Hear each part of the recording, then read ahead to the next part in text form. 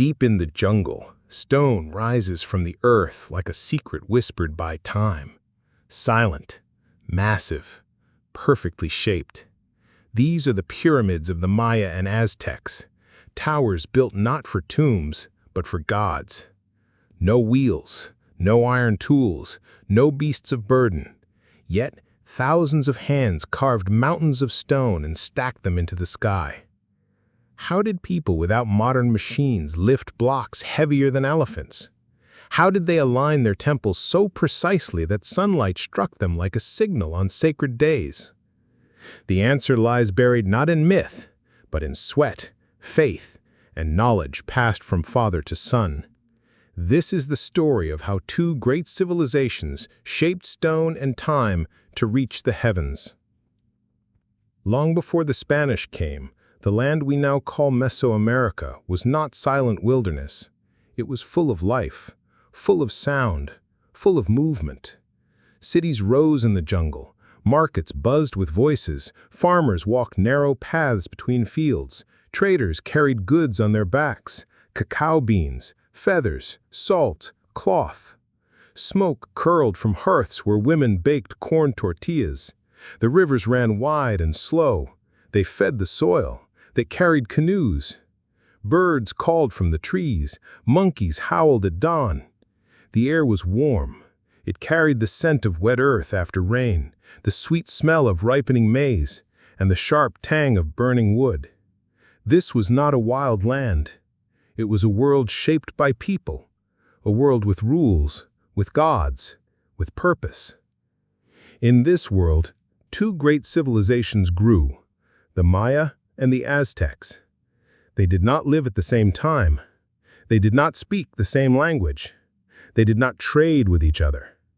The Maya had already built their greatest cities when the ancestors of the Aztecs were still wandering. The Aztecs rose centuries later, when many Maya cities had already fallen to the jungle. Yet both peoples looked up at the same sky. Both saw the same stars. Both felt the same fear, that the world could end. And both answered that fear in the same way. They built pyramids. These were not like the pyramids of Egypt. Those were tombs for dead kings. The pyramids of the Maya and Aztecs were alive. They were not for the dead. They were for the gods. They were places where the sky touched the earth. Their shape was not smooth. It was stepped. Each level rose above the last, like stairs leading to heaven. At the top stood a temple, small, wooden, topped with a roof comb that reached toward the clouds. Inside, priests lit fires. They burned incense. They whispered prayers. They watched the stars. From these heights, they spoke to the gods. They asked for rain, for good harvests, for victory in war. The Maya came first. Their story began over 2,000 years ago, around 200 BCE. This was the start of what scholars call the pre-classic period. At that time, small villages grew into towns. Towns became cities. The Maya did not live in one kingdom. They lived in many city-states. Each had its own ruler, its own army, its own gods. But they shared a culture, a calendar, a way of writing, a belief in the sacred power of the pyramid. They lived in a land of dense jungle and steep hills. Today, this area covers southern Mexico, especially the states of Chiapas, Tabasco, and the Yucatan Peninsula, as well as all of Guatemala, Belize, and parts of Honduras and El Salvador. The jungle was thick. It hid rivers. It swallowed paths. But the Maya knew it well. They cleared spaces. They built plazas. They raised stone platforms. On these, they built their pyramids. Tikal was one of the greatest cities. It stood in the heart of the Guatemalan jungle. At its peak, around 700 CE, it had over 60,000 people. Its tallest pyramid, Temple 4, rose more than 200 feet, higher than most buildings of its time in the world. It was built for a king named Yikin Chan Kawil. His name is carved on stone. His image is painted on walls. He ruled in power. He won wars. He honored the gods. and when he died, he was buried in a tomb beneath the pyramid. The structure was not just a monument, it was his eternal throne. Calakmul was another great city. It stood in the dense forests of the Yucatan. It was a rival to Tikal. For years the two cities fought. Calakmul won many battles. It built a massive pyramid, now called Structure 2. It is one of the largest in the Maya world. The city had dozens of smaller pyramids. Each served a different lord, each linked a different family to the gods. Palenque, in the hills of Chiapas, was smaller, but it was elegant. Its pyramids were finely carved. The Temple of the Inscription stands quiet in the jungle. It looks simple, but inside it holds a secret. A long stairway leads down to a tomb. The tomb holds a stone sarcophagus. On its lid is a carving of a man, King Pakao. He lies as if falling into the underworld. Above him, the tree of life rises. This pyramid was not just a grave, it was a map of the cosmos, a bridge between worlds. Each Maya city had a sacred center, a plaza, surrounded by pyramids, palaces, ball courts. Here, life turned. Here, the people gathered. Priests climbed the steep stairs to make offerings. Kings stood on top to declare war or peace. The pyramid was not just a building, it was the center of order, the heart of the city. Without it, the city could not exist. The Aztecs came much later. Their story began around 600 years ago. They were not always powerful. They were once wanderers, poor, unwanted. They called themselves the Mexica. They traveled for generations, searching for a home. Their god, Huitzilopochtli, told them where to stop. When they saw an eagle perched on a cactus eating a snake, that was the sign. In 1325, they saw it, on a small island in the middle of Lake Texcoco. They built a city there. They called it Tenochtitlan. They drained the swamp. They built causeways. They created floating gardens called chinampas. The city grew fast. It became the center of an empire. Tenochtitlan was unlike any other city in the world. It sat on water. Canals ran through it like streets. Canoes moved people and goods. Markets bustled with traders from distant lands. The city had palaces, schools, temples, and at its center stood the Templo Mayor. This pyramid was not one temple, it was two. It had twin staircases. At the top were two shrines. One was for Tlaloc, the god of rain and water. The other was for Huitzilopochtli, the god of sun and war. These two gods ruled the Aztec world. One gave life through rain, the other defended life through battle. The pyramid was rebuilt 6 times. Each new ruler added a layer, made it taller, more grand. The final version stood over 150 feet high. It was covered in bright paint, red, blue, yellow. Banners flew from the temples. Drums echoed from the top. Blood was spilled there. Not in cruelty, not in hate, in duty. The Aztecs believed the sun needed strength to rise each morning. It needed nourishment. That nourishment was blood, human blood. So, captives were brought to the top. Priests cut out their hearts. The hearts were offered to the sun. The bodies were rolled down the steps. This was not murder. It was sacrifice, a sacred act. The people believed that without it, the sun would stop. Darkness would fall. The world would end. The pyramid was the place where this act took place. It was the axis of the universe, the point where life and death met. Both the Maya and the Aztecs saw the world as fragile. They did not believe it was stable. They believed it had been created and destroyed many times. The Maya spoke of previous worlds, each wiped out by flood, fire, or wind. The Aztecs believed they lived in the fifth sun, the fifth age. The previous 4 had ended in disaster. This one would end too. unless the gods were fed. Pyramids were not just buildings. They were anchors. They held the sky from falling. They kept the earth from shaking. They were the link between the human world and the divine. To build a pyramid was to protect the world. To climb it was to draw closer to the gods. To die on it was to serve the cosmos. These structures were more than stone. They were statements of power, of faith, of knowledge. The Maya built theirs in silence, deep in the jungle. The Aztecs built theirs in the center of a bustling city where all could see. But both sent the same message. We are here. We believe. We serve. We build to survive. You might think they had steel or machines. They did not. The Maya and the Aztecs built their pyramids with tools made from what the earth gave them: stone, wood, and obsidian. No metal, no wheels, no cranes, no pulleys. Yet they shaped mountains of limestone and volcanic rock into towering temples that still stand today. Their tools were simple, but in skilled hands they were powerful. Obsidian was one of their most valuable materials. It is a black volcanic glass, and when broken, it forms an edge sharper than modern surgical steel. The Maya and Aztecs used it to cut stone, carve wood, and make blades. They chipped it into small tools: chisels, scrapers, knives.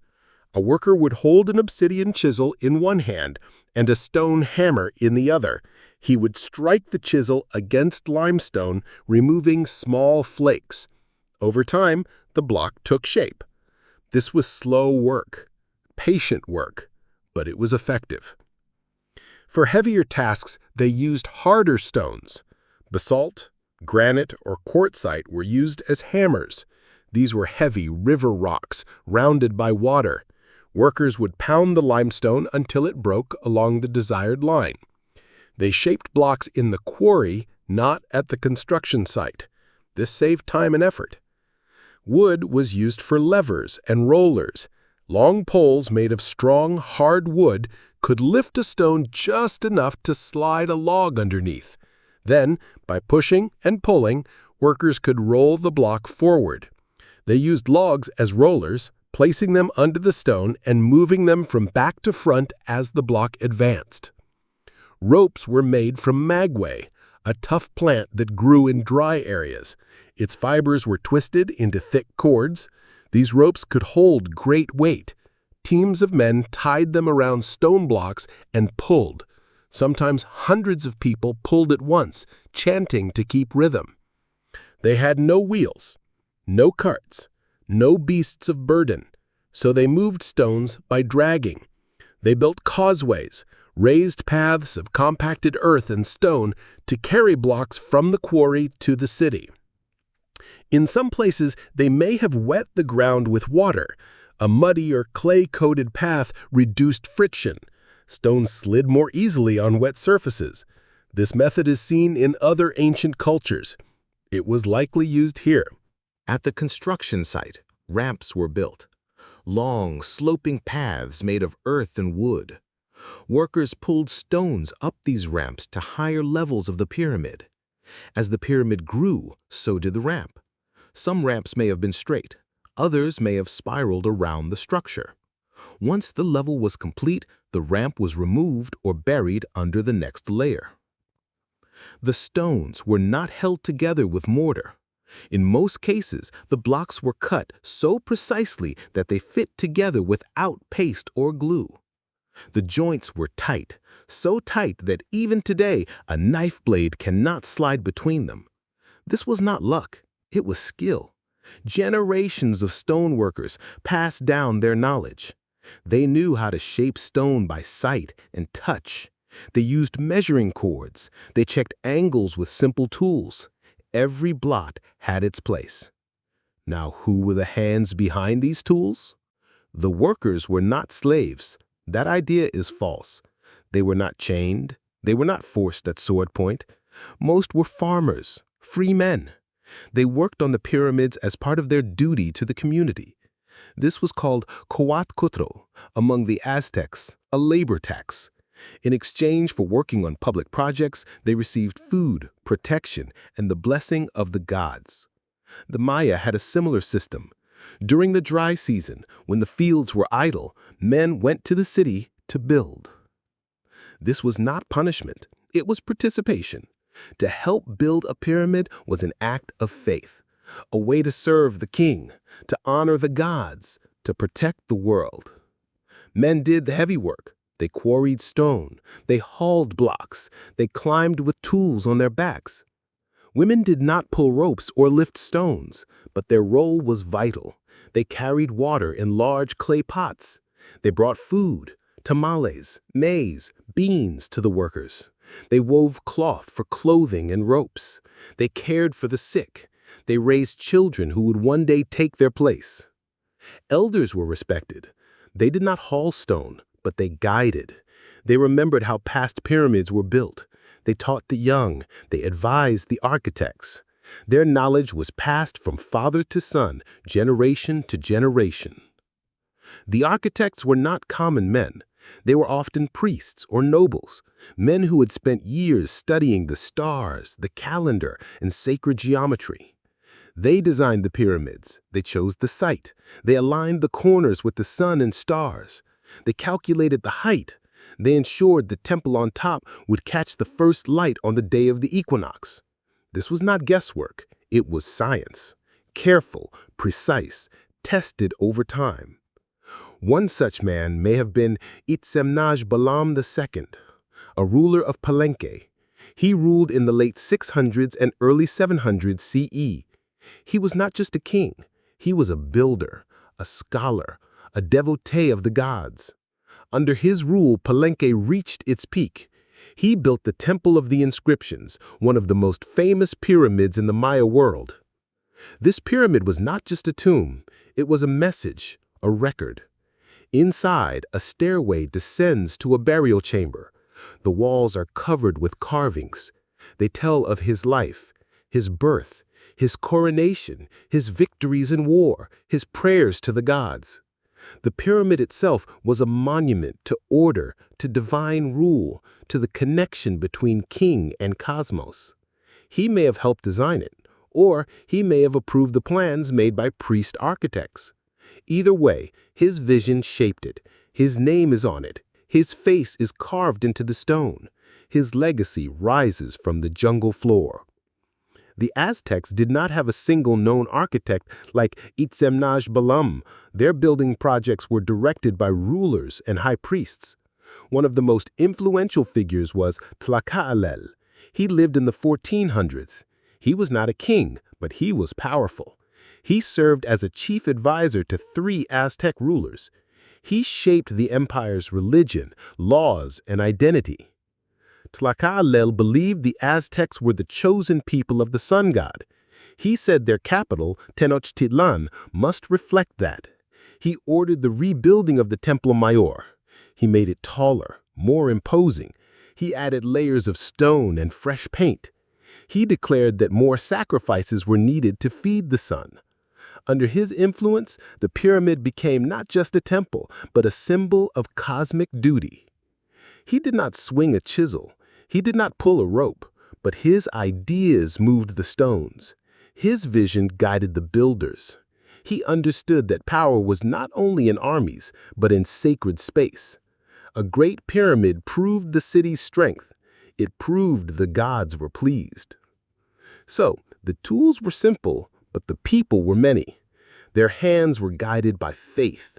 Their work was shaped by knowledge. The pyramids did not rise by magic. They rose by will, by rhythm, by the steady pull of rope, the sharp strike of stone, and the quiet wisdom of elders, and the shared belief that the world must be held together, one block at a time. Maya pyramids were not built for comfort. They were built to challenge, to test. Their staircases rose sharply into the sky. The steps were tall, sometimes over 2 feet high. A person climbing had to lean forward. Hands often touched the stone. Breathing grew hard, muscles burned. This was not an accident. It was meant to be difficult. To climb a Maya pyramid was an act of devotion. Each step was a prayer, each breath a sacrifice. The higher one went, the closer to the gods. The top was not for everyone. Only priests, only rulers, only those chosen could enter the temple above. That temple was small, built of wood and stone.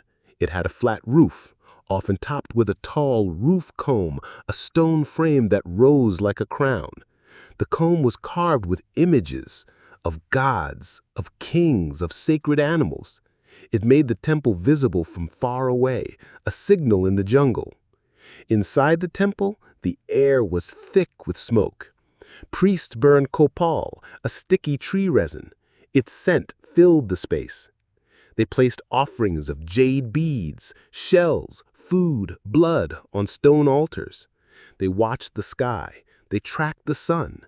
They read the stars. This was not just worship, it was science. The temple was an observatory, a place of knowledge. The pyramid itself was not just a platform, it was a mountain. The Maya believed the gods lived on high peaks, that rain came from mountain caves, that the world began on a sacred hill. But their land was often flat or covered in jungle, so they built their own mountains, not of earth, of stone. Each layer was added over time. A ruler would build on the pyramid his father used. He would encase the old structure in a new shell, bigger, taller, stronger. This method created pyramid within a pyramid. At Tikal, the Temple of the Masks has two older temples buried inside. At Uaxactun, archaeologists found 5 layers. Each was built in a different century. The pyramid grew like a tree, ring by ring. The Aztecs followed a similar idea, but their pyramids had a different form. The most famous, the Templo Mayor in Tenochtitlan, had 2 temples on top, not one. They stood side by side, connected by a shared platform. Each faced a different god. One temple was for Tlaloc, the god of rain, water, and farming. He was old, he was kind, but he was also dangerous. Without rain, crops died, so he had to be pleased. His temple was painted blue, the color of water. Offerings to him were often children. Tears were believed to bring rain. The other temple was for Huitzilopochtli, the god of sun and war. He was fierce. He led the Aztecs on their long journey. He demanded strength. He demanded blood. His temple was red, the color of fire. Sacrifices there were warriors. Their hearts were cut out and offered to the sun. The 2 gods faced opposite directions. Tlaloc looked east, toward the rising sun and the lakes.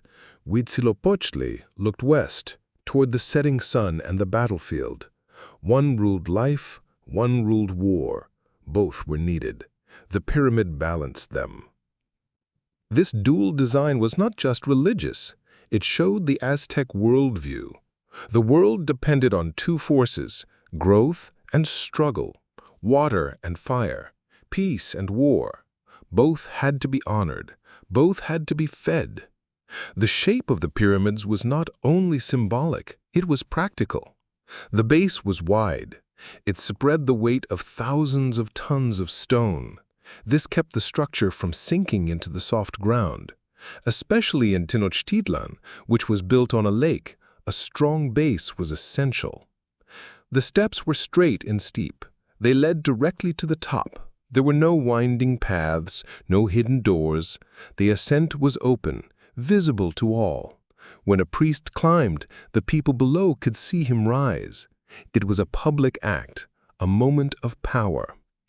The flat top gave space for ritual, for altars, for fire, for sacrifice. It was a stage between earth and sky, a place where the human and the divine met. Both the Maya and Aztecs used the same building method. They did not carve solid stone blocks for the entire pyramid. That would have taken too long, too much effort. Instead, they built a core. The core was made of rubble, Broken stone, earth, debris. Sometimes old walls or earlier pyramids were buried inside. Workers piled this material into the shape of the pyramid. It was rough, fast, cheap. Then they wrapped the core with a facing of cut stone. These blocks were shaped with care, fitted tightly, laid in even rows. The outer layer gave the pyramid its smooth, clean look. It protected the soft core from rain and time. This method saved labor. It allowed pyramids to be built in years, not decades. It also allowed for expansion. When a new ruler came to power, he could add a new layer, cover the old facing with a larger shell, make the pyramid taller, more impressive. At Cholula, in central Mexico, the Great Pyramid was built this way over centuries. It started small, then grew and grew. It became the largest pyramid by volume in the world, bigger than the Great Pyramid of Giza. But it was not built in one time. It was built in stages, layer over layer, each one a tribute to a new ruler, a new age. So the design was never just about beauty. It was about meaning, about power, about survival. The steep steps tested the faithful. The twin temples balanced the gods. The wide base held the weight of belief, and the stone shell preserved the memory of those who built it. Every line, every angle, every stone had a purpose. The pyramid was not just a building. It was a message carved in rock. This is who we are. This is what we believe. This is how we survive. One of the greatest puzzles is how they aligned their pyramids so perfectly. At Chichen Itza, the pyramid of Kukulkan casts a shadow on the spring equinox that looks like a snake slithering down the steps. This was not random. It was planned. How did they do it? They watched the sky every day, every night. Priests recorded the movements of the sun, moon, and planets. They knew the year had 365 days. The Maya even had a calendar more accurate than Europe's at the time. They used simple tools. A stick in the ground could track the sun's shadow. 2 sticks could line up with a star. With these, they found north, they found east. They set the pyramid's corners to match. No compass, no GPS, just eyes and memory.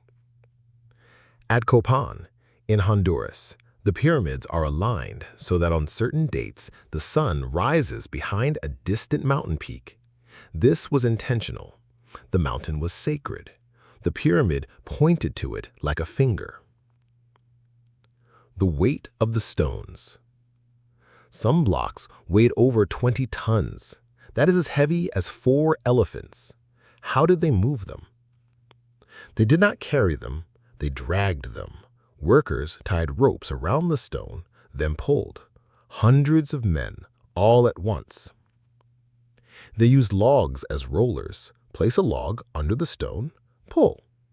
When the stone moves forward, pick up the back log and place it in front. Keep going.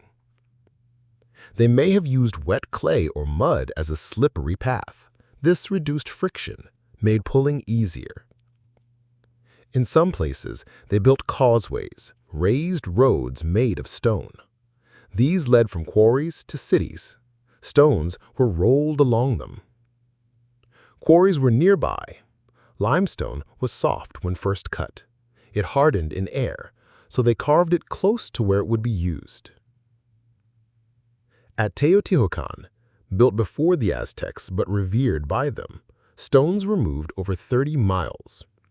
The Aztecs believed the city was made by gods, but it was not. It was made by people, just like their own pyramids. Work was not forced in the way we think of slavery. There was no whip, no chain, but there was duty. Farmers owed labor to the ruler. This was part of the social order. In return, the ruler protected them, gave them land, held festivals, ensured the gods were fed. During the dry season, when fields were idle, men went to the city. They worked for days, weeks, even months. Food was provided: maize, beans, squash, water. Rest was allowed. The work was hard, but not cruel. Women did not haul stones, but they were essential. They cooked. They carried water in clay pots. They wove cloth for workers' clothes. Children helped too. They brought tools. They ran messages. They learned by watching. This was not a job. It was a duty, a shared effort, a bond between people and gods. Pyramids were not tombs, not at first. The Maya began burying kings in pyramids later, but the main purpose was worship. Each pyramid was a stage for ritual. Priests climbed at dawn. They lit fires. They burned copal resin. The smoke rose like a prayer. They made offerings, food, jade, blood. Blood was powerful.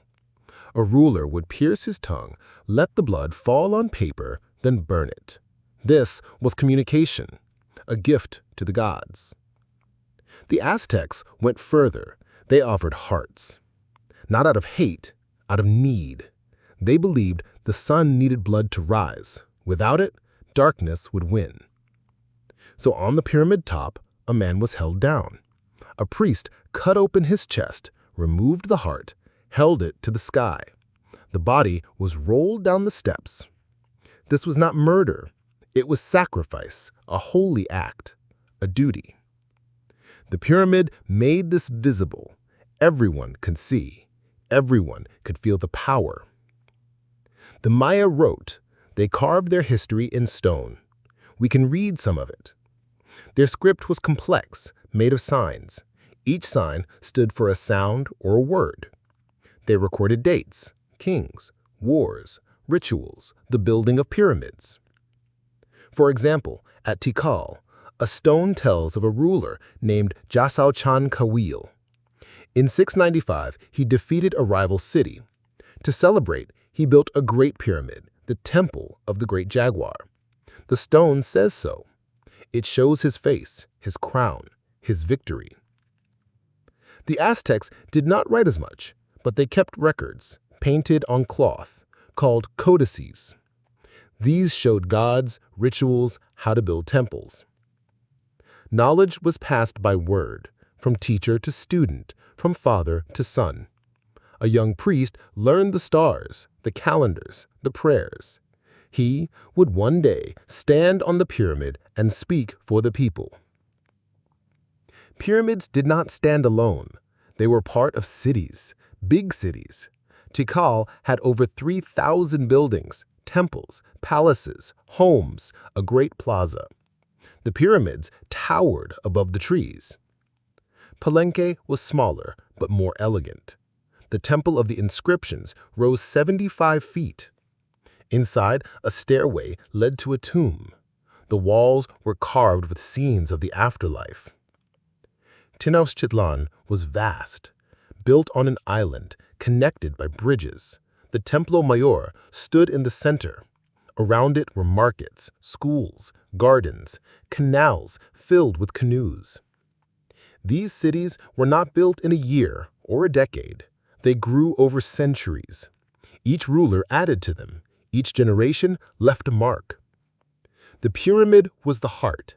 The rest of the city flowed from it. Building took time and lives. Not all workers died, but some did. Heat, dehydration, injury, a falling stone. These were risks. We do not know how many died. The records do not say. But the work was dangerous. Still, people came. Why? Because the pyramid was sacred. To build it was to serve the gods, to earn favor, to protect the world. Also, there was pride, to say, I helped build this, to see it rise. To know your name, though not carved, was part of its story. The mystery of the quarries. Where did the stone come from? Most came from nearby. The Maya used limestone.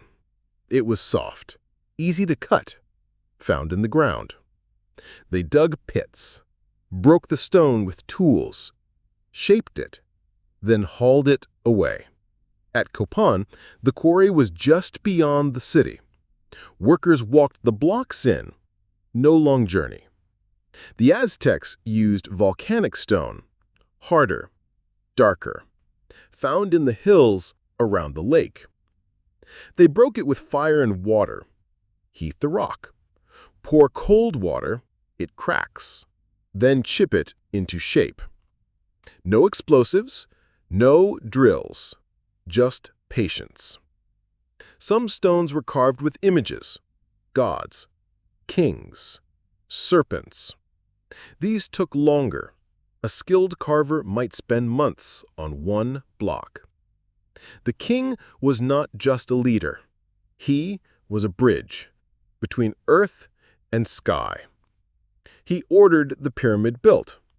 He gave the plan. He blessed the first stone. His image was carved on it, his name written, his deeds told. When he died, he might be buried inside. The Maya did this. The Aztecs did not. Their rulers were cremated. But both believed the ruler had divine power. To build a pyramid was to show that power, to prove it. At Calakmul, a ruler named Sky Witness built a pyramid taller than any in his land. It was a statement. I am strong. My city is great. The pyramid was his legacy. The Maya were astronomers. They mapped the sky. They knew Venus. They tracked its path. It was linked to war. When it rose, kings went to battle. The pyramids reflected this. At Karakol in Belize, a tower was built to watch Venus. Windows lined up with its movements. The Pyramid of the Sun at Teotihuacan is aligned to the setting sun on certain dates. The Aztecs copied this idea. They believed Teotihuacan was the birthplace of the gods. So, when they built their own pyramids, they followed the old ways. They faced them east to greet the sun. This was not guesswork. It was science, passed down, tested, proven. Pyramids were not silent. At dawn, conch shells blew. Drums rolled, flutes sang. Priests chanted. Crowds murmured. The sound rose with the smoke. At Chichen Itza, the pyramid has a strange effect. Clap your hands at the base. The echo sounds like a bird, the quetzal, a sacred bird. This was not an accident. The steps were built to create this sound, a hidden gift of acoustics. The Maya may have used this in ritual. A clap, an echo, a sign from the gods. The pyramids stood for centuries, but times changed. For the Maya, cities were abandoned. Tikal, Calakmul, Copan, left to the jungle. Why? We do not know for sure. Drought, war, overuse of land, all may have played a part. The people did not vanish. They moved. They lived on. But the great building stopped. The Aztecs kept building, right up to the arrival of the Spanish. In 1519, Hernán Cortés came. He saw Tenochtitlan. He saw the Templo Mayor. He saw the blood. He was shocked. He was afraid. He destroyed the pyramid, tore it down, built a church on top. The age of the pyramids ended. The legacy in stone. Today, the pyramids stand again, not as temples, but as ruins, protected, studied. We climb them. We photograph them. We wonder, how did they do it? With no machines, no modern tools. The answer is simple and hard. They did it together. One stone, one pull, one step. Year after year. They believed. They worked. They built. The pyramids are not just stone. They are proof of what people can do when they share a purpose, when they look to the sky and reach